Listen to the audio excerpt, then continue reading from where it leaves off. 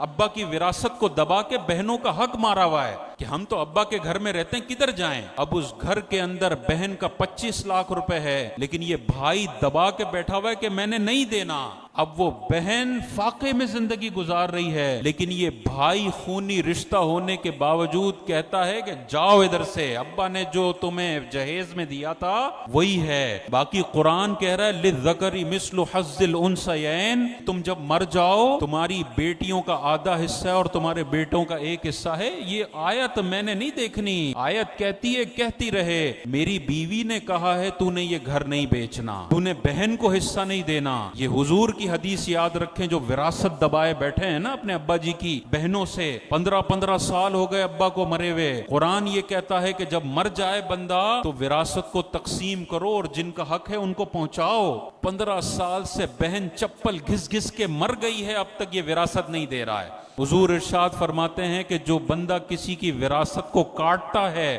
اللہ تعالیٰ جنت سے اس کی وراثت کو کاٹ دیتا ہے۔ یہ رکھ لے دنیا کا گھر وہ، لیکن جنت کی وراثت اب اس کے لیے نہیں ہے۔ یہ بہت بے وقوفی والا فیصلہ ہے۔ آپ کو جائیداد میں حصہ مل چکا ہے، انہوں نے کہا جی کوئی نہیں، آپ نے لینا ہے؟ ہاں جی لینا ہے۔ اب تو بھائیوں کے چہرے اتر گئے۔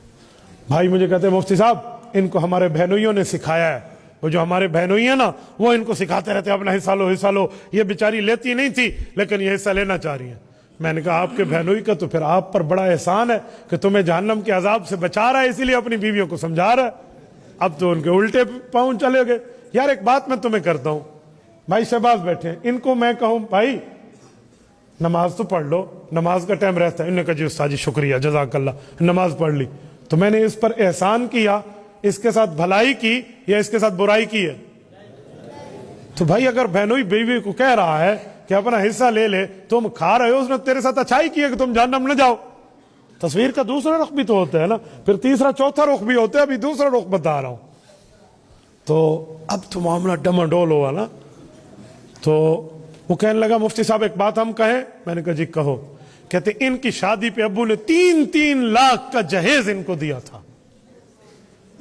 پرانی شادی ہوئی تھی، اس زمانے میں 3 لاکھ بڑی بات ہوتی تھی، 3 لاکھ کا جہیز دیا تھا۔ تو میں نے بہنوں سے کہا لیا تھا؟ انہوں نے کہا جی دیا تھا۔ میں سمجھ گیا، ان میں ایک بہن عالمہ میں تھی، اس نے ایک لفظ بولا میں سمجھ گیا، انہوں نے کہا مفتی صاحب جہیز میراث میں کنورٹ ہو سکتا ہے؟ مجھے سمجھ آ گیا کہ وہ مولوی آنی غلط ٹھیک کی تھی ہے نا۔ تو میں نے ان کے بھائی کو کہا کہ آپ بھی شادی شدہ ہیں؟ جی ہاں۔ میں نے کہا آپ کے ابو نے کوئی آپ پہ بھی خرچہ کیا تھا؟ تو بہنیں بول اٹھی، انہوں نے کہا جی ہاں ابو نے سب سے زیادہ خرچہ ان بھائیوں کی شادی پہ کیا تھا، ان پر تو 5 لاکھ لگے، ہم پہ تو 3 لگے۔ میں نے کہا بہن بھائیوں دونوں میری بات سنو، ابو تمہارے اوپر بھی خرچہ کر گئے، ان پر بھی خرچہ کر گئے، اگر خرچہ کرنے سے میراث جاتی ہے تو تم دونوں کے حصے گئے، یہ میراث مدرسے میں جمع کرا دو، مولویوں نے دے دو۔ اب تو سمجھ آ گئی نا۔ تو میں نے کہا بھائی حق دونوں کا